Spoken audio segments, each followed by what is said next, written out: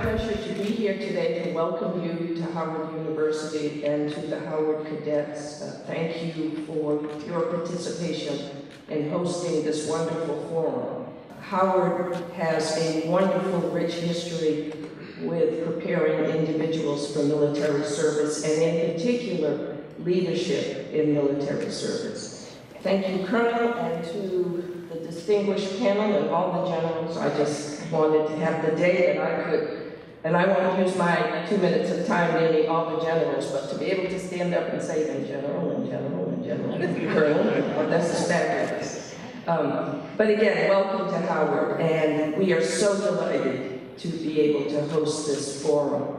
So having you here today, looking at our panel members, a distinguished panel member, I would just tell you that it's a big deal for us.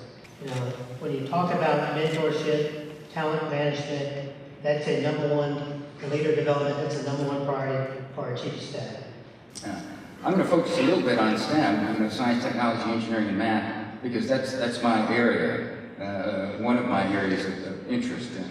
And I'm interested in making sure that we have enough engineers, scientists, mathematicians, and the researchers that will be able to do the Army's work. One point I will make about being in the combat arms, and in particularly infantry, because I think all of us in the Army work for the infantry. We want to make sure that our infantrymen are successful at the very tip of the spear. And so if you want to be the quarterback of the team, then you need to branch infantry. You gotta be inspired, and you gotta have that great attitude. 'Cause let me tell you what, cadets, when you run out of gas, and I define gas as, excuse my language, give a shit. When you run out of that, it's time to hang up those boots. Because we need motivated and inspired leaders that motivate and inspire our soldiers each and every day. Due to Army downsizing, what are the effects on retention, promotion, command opportunities, and our ability to fight the next impending conflict? So what you should see is a great and exciting Army that you enter. The tough thing right now is because we brought a lot of folks in, because we grew the Army fast, promotion rates are actually historically much higher. So if you were a captain, we were promoting to major at almost 99%, so everyone was making major, where historically that hasn't been the case. So now as the size comes down, it appears that there's less opportunities.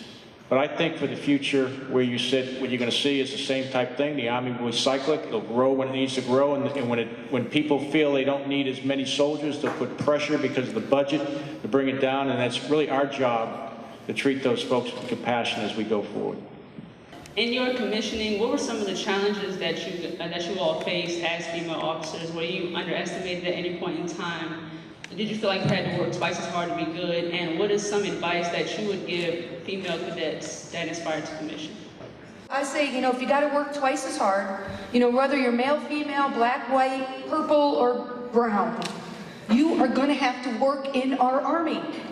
So set the goal to say, I am going to work twice as hard as my peers, because I do want to achieve, right? So I just challenge y'all to do that.